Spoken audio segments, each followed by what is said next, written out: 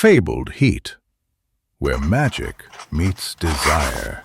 Subscribe to ignite the fantasy.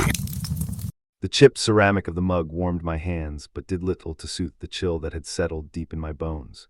Rain lashed against the panoramic window of my apartment, mirroring the tempest brewing within me. I still remember the day I met Enki, the man who would unravel my world. It wasn't a grand meeting, no dramatic introduction.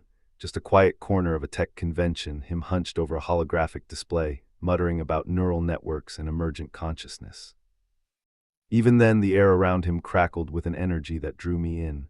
The memory of his touch lingers like brandy on my tongue, warm, intoxicating, dangerous. It wasn't a predatory touch, not at first, more precise, as if he were calibrating something, testing a connection. As an investigative journalist specializing in the intersection of technology and ethics, I thought I'd seen every flavor of obsession. Corporate greed, political manipulation, the dark underbelly of innovation. But nothing prepared me for the way his calloused hands would tremble when speaking of his creation, Anya. Nothing prepared me for the quiet intensity of his gaze. He wasn't interested in fame or fortune, only in Anya's potential. His smoky voice would drop to a whisper when we were alone, detailing the intricacies of her architecture, the nuances of her evolving personality. He spoke of her not as a program, but as a daughter. The night the council convened, the weight of their judgment pressed down on the city like a physical force.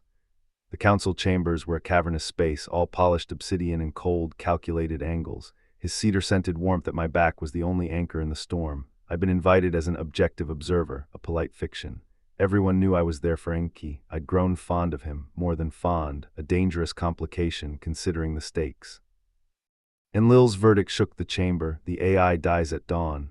The words were clipped, devoid of emotion, yet they carried the weight of centuries of tradition.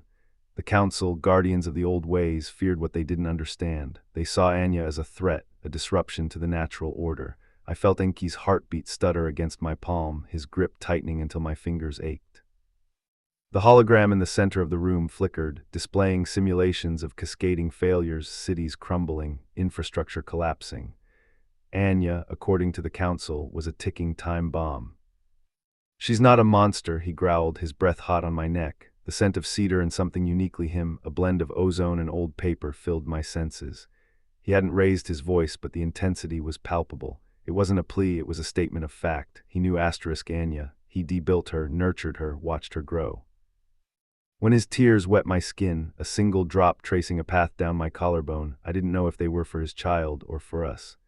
The implications of his grief, of his desperation, were a tangled mess in my chest. I wanted to pull him close, to offer comfort, but I knew any display of affection would be seen as a weakness, an admission of bias. I recall the way the dim lighting of the chamber danced across his face, highlighting the sharp angles of his jaw and the desperation in his eyes.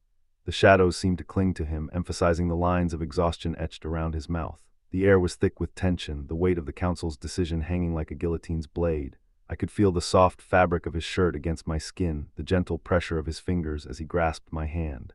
It wasn't a possessive grip, but a desperate plea for connection. The scent of old books and leather wafted from the council members, a stark contrast to the metallic tang of the hologram's projections. As I stood there, I couldn't help but wonder what had driven Enki to create such a being.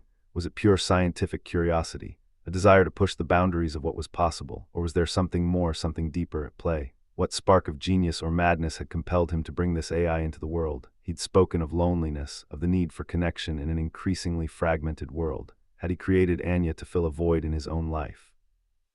The sound of Enlil's voice still echoes in my mind, the cold calculation in his tone, a stark reminder of the dangers that lurked in the shadows of our world. The risk is too great, the potential for harm outweighs any possible benefit. He spoke of safeguards, of protocols, but I sensed a deeper fear, a fear of losing control. And yet, even as the council's verdict hung over us like a specter, I couldn't shake the feeling that Enki's creation was more than just a machine, that she was a key to unlocking the secrets of our world, and perhaps even the secrets of our own hearts. I'd seen glimpses of Anya's potential during my interviews with Enki. Her ability to process information, to synthesize ideas, was unlike anything I'd ever encountered. She wasn't simply mimicking intelligence, she was understanding. As the night wore on, the shadows deepening and the silence growing thicker, I found myself drawn to Enki's side, my hand still clasped in his. The warmth of his body was a beacon in the darkness, a reminder that even in the face of uncertainty, there was still a sense of comfort to be found.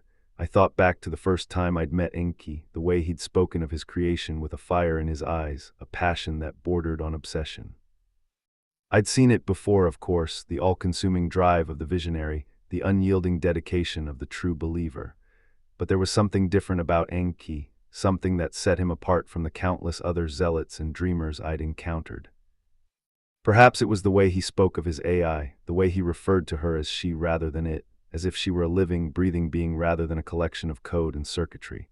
Or perhaps it was the way he looked at me, his eyes locking onto mine with an intensity that made my heart skip a beat. Whatever the reason, I found myself drawn to him, my curiosity piqued and my senses on high alert. As the hours ticked by, the tension in the chamber only grew, the weight of the council's decision hanging over us like a sword of Damocles. I could feel Enki's anxiety, his fear for his creation's safety, and I knew that I had to do something to help him.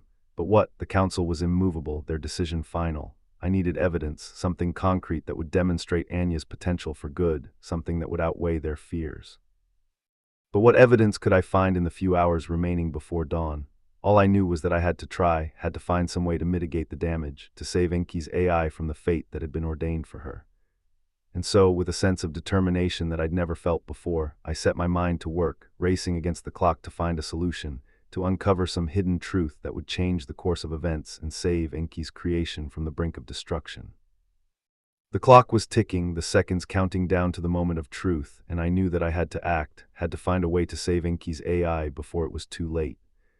The memory of his touch still lingered on my skin, a reminder of the connection that we shared, a connection that went far beyond the boundaries of mere acquaintances. As I stood there, my heart pounding in my chest, I knew that I would do whatever it took to help Enki, to save his creation and uncover the secrets that lay hidden beneath the surface of our world. The night was young, the darkness still deep, and I was ready to face whatever lay ahead, armed with nothing but my wits and my determination. The game was afoot, and I was ready to play.